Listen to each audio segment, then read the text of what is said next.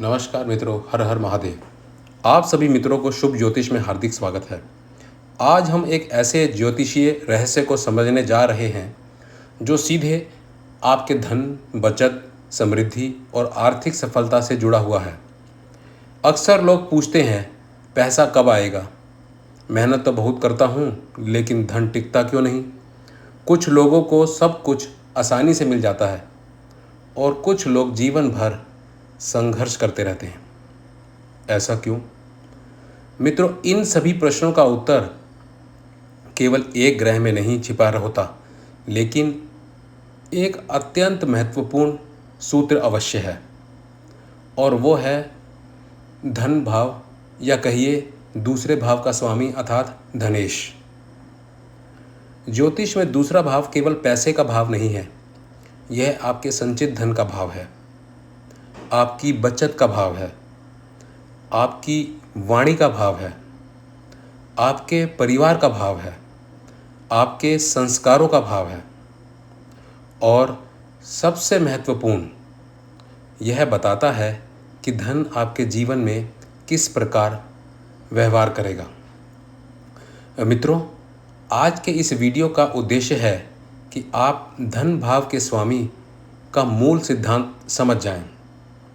और विश्वास कीजिए मित्रों, यदि आप इस सिद्धांत को गहराई से समझ लेते हैं तो आप अपनी कुंडली के धनेश, दूसरे भाव के स्वामी के प्रभाव को भली भांति जान पाएंगे। आइए जानते हैं, जब धन भाव का स्वामी कुंडली के पहले से चौथे भाव में स्थित होता है तो यह आपकी आर्थिक स्थिति और धन आगमन को कैसे प्रभावित करता है। आज इस श्रृंखला के पहले भाग में हम जानेंगे कि जब धनेश पहले, दूसरे, तीसरे या चौथे भाव में बैठता है तो व्यक्ति के जीवन में धन किस प्रकार कार्य करता है। तो चलिए शुरू करते हैं। यदि धन भाव का स्वामी प्रथम भाव में हो तो क्या होता है?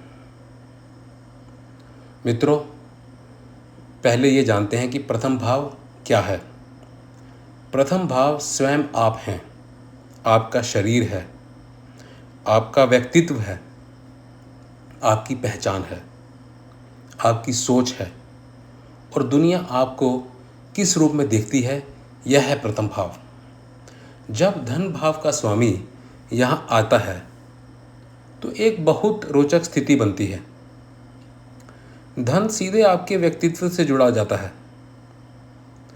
ऐसे लोग अक्सर अपनी पहचान के माध्यम से धन कमाते हैं। उनकी छवि ही उनकी पूंजी बन जाती है। यदि वे शिक्षक हैं तो ज्ञान से कमाएंगे, यदि वकील हैं तो अपनी प्रतिष्ठा से कमाएंगे, यदि डॉक्टर हैं तो लोगों के विश्वास से कमाएंगे, और यदि कोई यूट्यूबर है तो अपने व्यक्तित्व और प्रस्तुति से कमाएंगे। अब यहाँ एक महत्वपूर्ण बात समझिए। ऐसे लोगों को अक्सर जीवन में यह महसूस होता है कि यदि वे स्वयं सक्रिय रहेंगे तो धन आएगा, लेकिन यदि वे निष्क्रिय हो जाएं तो आय प्रभावित हो सकती है, क्योंकि यहाँ धन का संबंध सीधे व्यक्ति से है। यदि बृहस्पति का प्रभाव हो तो व्यक्ति सम्मान के साथ धन कमाता है, समाज में प्रतिष्ठा मिलती है, लोग सलाह देने आते हैं, और धीरे धीरे वही सम्मान धन में बदल जाता है। अब यदि शुक्र का संबंध हो तो व्यक्ति आकर्षण, कला, फैशन, सौंदर्य, डिज़ाइन से जुड़े क्षेत्रों में लाभ प्राप्त कर सकता है, और यदि बुध का प्रभाव हो तो वाणी और बुद्धि से धन कमाता है। अब एक रोचक बात समझिए। यदि धनेश प्रथम भाव में बैठकर लाभेश मतलब 11वें भाव के स्वामी से संबंध बना ले तो व्यक्ति की पहचान ही आय का स्रोत बन जाती है। आज के समय में अनेक कंटेंट क्रिएटर, वक्ता और प्रशिक्षक इसी सिद्धांत पर सफल होते हैं। लेकिन हर योग का दूसरा पक्ष भी होता है। यदि राहु यहाँ पीड़ा दे तो व्यक्ति जल्दी सफलता पाने के लिए शॉर्टकट खोज सकता है। यदि केतु हो तो धन आएगा लेकिन व्यक्ति को संतोष कम मिलेगा।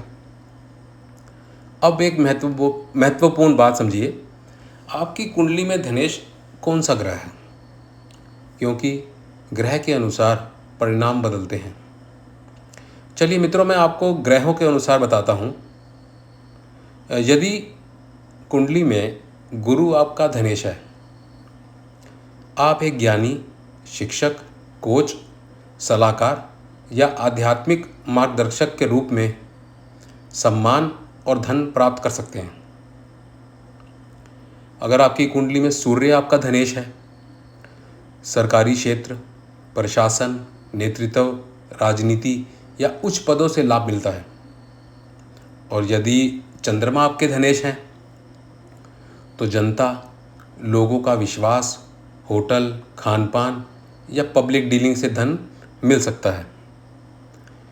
अब यदि मंगल आपका धनेश है तो कहिए कि इंजीनियरिंग, सेना, पुलिस, मशीनरी, तकनीकी कार्य या भूमि से जुड़े क्षेत्रों में लाभ मिल सकता है। यदि बुध आपके धनेश हैं तो व्यापार, मार्केटिंग, लेखन, शिक्षा, सोशल मीडिया और कम्युनिकेशन से धन प्राप्त हो सकता है। और यदि शुक्र आपके धनेश हैं, कला, फैशन, सौंदर्य, डिज़ाइन, मनोरंजन या लग्जरी उद्योग से लाभ मिल सकता है। यदि शनि आपके धनेश हैं तो मेहनत, अनुशासन, उद्योग, निर्माण, रियल एस्टेट या लंबे समय के प्रोजेक्ट्स से स्थायी धन बन सकता है। यहाँ आपकी पहचान ही आपकी सबसे बड़ी पूंजी है। जितनी आपकी साख बढ़ेगी उतना धन आपके जीवन में आकर्षित होगा, लेकिन यदि आप निष्क्रिय हो जाएं तो कमाई भी प्रभावित हो सकती है। अब क्या उपाय करें?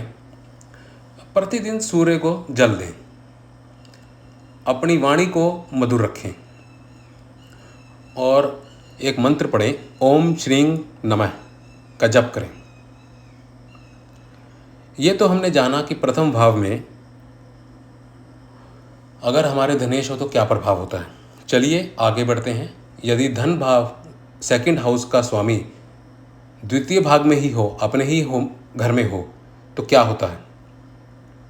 अब कल्पना कीजिए, एक राजा अपने ही महल में बैठा है। यही स्थिति बनती है जब धन भाव का स्वामी स्वयं दूसरे भाव में बैठता है। मित्रों, यह सामान्यतः एक शुभ स्थिति मानी जाती है। ऐसे लोग धन कमाने के साथ साथ उसे बचाना भी जानते हैं। बहुत लोग कमाते हैं लेकिन बचा नहीं पाते। यहाँ व्यक्ति में संचय की क्षमता विकसित होती है, परिवार का सहयोग मिलता है, संस्कार मजबूत होते हैं और आर्थिक सोच व्यवहारिक होती है। यदि बृहस्पति यहाँ बैठे हों तो परिवार में समृद्धि और सम्मान दोनों बढ़ते हैं। और यदि शुक्र हो तो व्यक्ति ऐश्वर्य प्रिय हो सकता है। अच्छा घर, अच्छे वस्त्र, अच्छी जीवन शैली, इनकी ओर आकर्षण बढ़ता है। और यदि बुध हो तो वित्तीय समझ बहुत अच्छी होती है। ऐसे लोग अक्सर व्यापार, लेखा, बैंकिंग या प्रबंधन में सफल होते हैं। अब ध्यान से सुनिए, यदि धनेश मजबूत होकर दूसरे भाव में बैठा हो और 11वें भाव से संबंध बना ले तो यह धन संचय का अत्यंत अच्छा योग बन सकता है। ऐसे व्यक्ति की आय और बचत दोनों बढ़ सकती हैं। लेकिन यदि राहु या ऐसे दिखाए पर खर्चा बढ़ सकता है। व्यक्ति बाहर से बहुत समृद्ध दिखना चाहता है और यही आदत धन संचय में बाधा बन सकती है। इसलिए केवल आय ही नहीं, धन का प्रबंधन भी आवश्यक है। अब महत्वपूर्ण बात, आपकी कुंडली में धनेश कौन सा ग्रह है। चलिए मित्रों, ग्रह के अनुसार बताता हूँ। यदि गुरु आपके धनेश हैं तो परिवार, शिक्षा, ज्ञान और संस्कारों से धन संचय बढ़ता है। अब यदि सूर्य आपके धनेश हैं तो पैतृक सम्मान, पिता से या सरकारी क्षेत्र से जुड़े अवसरों से लाभ मिल सकता है। यदि चंद्रमा आपके धनेश हैं, धन आता रहेगा लेकिन बचत में उतार चढ़ाव देखने को मिल सकता है। यदि मंगल आपके धनेश हैं तो भूमि, धातु, तकनीकी व्यापार या कह लीजिए साहसी निवेशों से लाभ हो सकता है। और अगर आपके बुध आपके धनेश हैं, कुंडली में बुध धनेश हैं, तो बैंकिंग, वित्त, व्यापार, लेखांकन, प्रबंधन में विशेष सफलता मिल सकती है। अगर यदि आपकी कुंडली में शुक्र आपके धनेश हैं तो कह सकते हैं कि ज्वेलरी, फैशन, होटल, सौंदर्य या लग्जरी व्यवसाय से धन बढ़ सकता है। और यदि शनि आपके धनेश हैं तो धीरे धीरे लेकिन बहुत मजबूत धन संचय होगा। इससे हमें यह सीख मिलती है कि यहाँ आपके धनेश यह बताता है कि कमाई करने से कहीं अधिक महत्वपूर्ण है उसकी बचत करना। जो बचाना सीख जाता है वही वास्तविक समृद्धि बनाता है। इसमें क्या उपाय करें? सर्वप्रथम अन्न का दान करें, परिवार के बुजुर्गों का सम्मान करें और आप समय समय पर ज़रूरतमंदों की सहायता जरूर करते रहें। चलिए आगे बढ़ते हैं। यदि धन भाव दूसरे भाव का स्वामी अगर तीसरे भाव में हो तो क्या होता है? अब तीसरे भाव को पराक्रम का भाव कहा जाता है, साहस का भाव कहा जाता है, प्रयास का भाव कहा जाता है और स्वयं मेहनत करके आगे बढ़ने का भाव कहा जाता है। जब धन भाव का स्वामी तीसरे भाव में बैठता है तो व्यक्ति को जीवन में यह संदेश मिलता है कि उठो, प्रयास करो, आगे बढ़ो। ऐसे लोगों के जीवन में धन मेहनत के बाद आता है, लेकिन जब आता है तो व्यक्ति को अपने ऊपर गर्व भी होता है क्योंकि उसने उसे स्वयं अर्जित किया होता है। और तीसरा भाव संचार का भी भाव है, इसलिए ऐसे लोग लेखन, पत्रकारिता, सोशल मीडिया मार्केटिंग, सेल्स, विज्ञापन, प्रशिक्षण और संचार से जुड़े क्षेत्रों में अच्छा प्रदर्शन करते हैं। यदि बुध यहाँ हो तो कम्युनिकेशन की शक्ति बढ़ जाती है। यदि शुक्र हो तो कला और मीडिया से लाभ मिलता है। यदि मंगल हो तो व्यक्ति जोखिम लेकर आगे बढ़ता है और कई बार साहस ही सफलता का कारण बन जाता है। लेकिन यहाँ एक बात समझिए, तीसरे भाव का धनेश व्यक्ति को आराम से पसंद नहीं करने देता। उसे सक्रिय रहना पड़ता है, उसे प्रयास करते रहना पड़ता है और यही उसकी सफलता का रहस्य होता है। यदि राहु यहाँ हो तो निर्णय लेते समय सावधानी रखनी चाहिए। जल्दबाजी कभी कभी आर्थिक नुकसान का कारण बन सकती है। अब एक महत्वपूर्ण बात समझिए, आपकी कुंडली में धनेश कौन सा ग्रह है? और ये देखते हैं कि यदि गुरु आपके धनेश हैं तो वही गुरु से रिलेटेड जितनी भी फील्ड्स हैं, शिक्षण, मार्गदर्शन, कोचिंग या लेखन से धन प्राप्त हो सकता है। और यदि सूर्य आपके धनेश हैं तो नेतृत्व, राजनीति, मीडिया या सार्वजनिक मंचों से लाभ मिल सकता है। यदि चंद्रमा आपके धनेश हैं तो इसमें जनसंपर्क, कंटेंट क्रिएशन या यात्रा आधारित कार्यों से आय हो सकती है। अब यदि अगर कहें मंगल आपके धनेश हैं तो सेल्स, स्पोर्ट्स, डिफेंस या जोखिम वाले क्षेत्रों से सफलता मिल सकती है। अब यदि आपकी कुंडली में बुध आपके धनेश हैं, कम्युनिकेशन आपकी सबसे बड़ी ताकत बन सकती है। और यदि कहें कि आपकी कुंडली में शुक्र आपके धनेश हैं तो इसमें मीडिया, संगीत, फिल्म कला या विज्ञापन से लाभ मिल सकता है, लग्जरी आइटम से लाभ मिल सकता है। यदि शनि आपके धनेश हैं तो आईटी, इंजीनियरिंग, तकनीकी कार्य या निरंतर मेहनत से आर्थिक उन्नति होती है। इससे हमें यह सीख मिलती है कि यहाँ भाग्य नहीं, आपकी मेहनत धन का रास्ता खुलती है। आलस्य इस भाव का सबसे बड़ा शत्रु है। यदि आपका धनेश तीसरे भाव में है तो क्या उपाय करें आप हरी मूंग का दान कर दीजिए, बुद्ध मंत्र का जप करें और अपने कौशल को लगातार विकसित करते रहें, क्योंकि इस स्थिति में सबसे बड़ा उपाय है निरंतर सीखना। आप सीखते रहेंगे तो प्रोग्रेस करते रहेंगे। चलिए आगे बढ़ते हैं। यदि धन भाव द्वितीय भाग, दूसरा भाग का स्वामी चतुर्थ भाव में है तो क्या होता है? मित्रों, चौथे भाव को सुख का भाव कहा गया है। यह माता का भाव है, यह घर का भी भाव है, यह भूमि का भी भाव है, यह वाहन आपकी व्हीकल का भाव है, यह मन की शांति का भाव है। अब जब धन भाव का स्वामी चौथे भाव में आ जाता है तो धन और सुख का सीधा संबंध बन जाता है। ऐसे लोग अक्सर जीवन में घर, भूमि, वाहन और अचल संपत्ति के माध्यम से लाभ प्राप्त करते हैं। अब एक रोचक बात समझिए, कई लोग नौकरी से बहुत पैसा कमाते हैं लेकिन उनके पास अपनी संपत्ति नहीं होती, और कुछ लोग बहुत बड़ी तनख्वाह नहीं कमाते लेकिन धीरे धीरे ज़मीन और मकान जोड़ते जोड़ते आर्थिक रूप से बहुत मजबूत हो जाते हैं। अब यहाँ अक्सर दूसरा प्रकार देखने को मिलता है। यदि चंद्रमा शुभ है तो माता का आशीर्वाद जीवन में आर्थिक उन्नति का कारण बन सकता है। अगर आप यदि शुक्र हो तो सुंदर भाव, वाहन और आरामदायक जीवन की संभावनाएं बढ़ जाती हैं। यदि मंगल शुभ हो तो भूमि और निर्माण कार्य से लाभ मिलता है। रियल एस्टेट, बिल्डिंग, ठेकेदारी या कृषि भूमि से जुड़े कार्य अच्छे परिणाम दे सकते हैं। अब यदि बृहस्पति की दृष्टि हो तो व्यक्ति अपने परिवार के लिए स्थायी संपत्ति बनाने का सफल हो जाता है। लेकिन अब दूसरी तरफ भी ध्यान दीजिए, यदि राहु यहाँ अशुभ प्रभाव दे तो संपत्ति विवाद खड़े हो सकते हैं। कभी कभी कागजी कार्यवाही की गलतियाँ से भी परेशानी हो सकती है। और अगर यदि केतु हो तो व्यक्ति के पास संपत्ति तो है लेकिन उसका आनंद कम ले पाता है। यहाँ एक महत्वपूर्ण नियम समझ लीजिए, यदि आपके धनेश चौथे भाव में है और लाभेश से संबंध बना रहे हैं तो जीवन में संपत्ति निर्माण की क्षमता काफ़ी बढ़ जाएगी। चलिए मित्रों, मैं आपको ग्रहों के अनुसार बताता हूँ।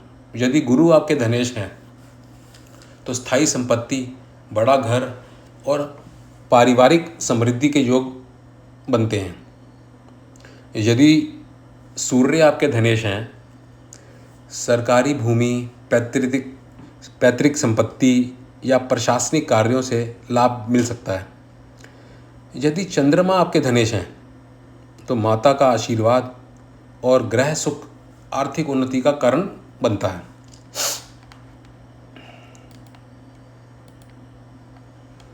और यदि मंगल आपके धनेश हैं तो इसमें रियल एस्टेट, निर्माण कार्य, कृषि भूमि या प्रॉपर्टी डेवलपमेंट से धन बन सकता है। और यदि बुध आपके धनेश हैं तो दस्तावेजी कार्य, शिक्षा संस्थापन या निवेश से लाभ मिल सकता है। और यदि शुक्र आपके धनेश हैं तो सुंदर घर, वाहन और आरामदायक जीवन की संभावनाएं बढ़ जाती हैं। यदि शनि आपके धनेश हैं, वही शनि की प्रकृति जैसे है, धीरे धीरे ज़मीन और भवन जोड़कर मजबूत आर्थिक आधार बन सकता है। इससे हमें यह सीख मिलती है कि यहाँ बैंक बैलेंस से ज़्यादा महत्वपूर्ण होता है एसेट्स बनाना, कि आपने कितनी प्रॉपर्टी बनाई। यहाँ इससे ये पता चलता है संपत्ति ही आपकी असली शक्ति बन सकती है। यदि आप धनेश चतुर्थ भाव में हो तो क्या उपाय करें? सर्वप्रथम सबसे इम्पॉर्टेंट, माता पिता का सम्मान करें, सोमवार को दूध का दान करें और प्रतिदिन कुछ समय अपने घर के मंदिर में अवश्य बैठें। थोड़ी देर बैठ जाइए, चाहे कोई भी मंत्र पढ़िए, ओम नमः शिवाय करते रहिए, 108 बार ओम नमः शिवाय पढ़ लीजिए, विष्णु सहस्त्र नाम पढ़ लीजिए, क्योंकि चतुर्थ भाव केवल संपत्ति का नहीं, अंतरात्मा की शांति का भी है। मेडिटेशन कर लीजिए। चलिए मित्रों, आगे बढ़ते हैं। आज हमने देखा कि धनेश जब स्वयं के व्यक्तित्व, धन संचय, पराक्रम और सुख संपत्ति के भावों में बैठता है तो किस प्रकार के परिणाम देता है। लेकिन असली रोचक मोड़ अब शुरू होने वाला है, क्योंकि अगले भाग में हम बात करेंगे पंचम भाव, जहां पूर्व जन्म के पुण्य धन में बदलते दिखाई देते हैं। छठा भाव, जिसे देखकर लोग डरते हैं लेकिन जो संघर्ष को सफलता के बदल सकते हैं। सप्तम भाव, जहां विवाह और साझेदारी धन की रास्ता बना सकती है। और अष्टम भाव, ज्योतिष का सबसे रहस्यमय स्थान, जहां अचानक लाभ और छिपे हुए अवसर मिल सकते हैं। तो अगले भाव को बिल्कुल मिस मत कीजिए। यदि आपको हमारा आज का वीडियो पसंद आया हो तो वीडियो को लाइक करें और अपने प्रियजनों के साथ शेयर करें, तथा हमारे चैनल शुभ ज्योतिष को सब्सक्राइब करना ना भूलें और कमेंट में लिखें हर हर महादेव। और मित्रों, मिलते हैं धनेश का गुप्त खजाना पार्ट 2, 5वें भाव से 8वें भाव का धन का असली खजाना। जय महाकाल। ओम नमः शिवाय। धन्यवाद।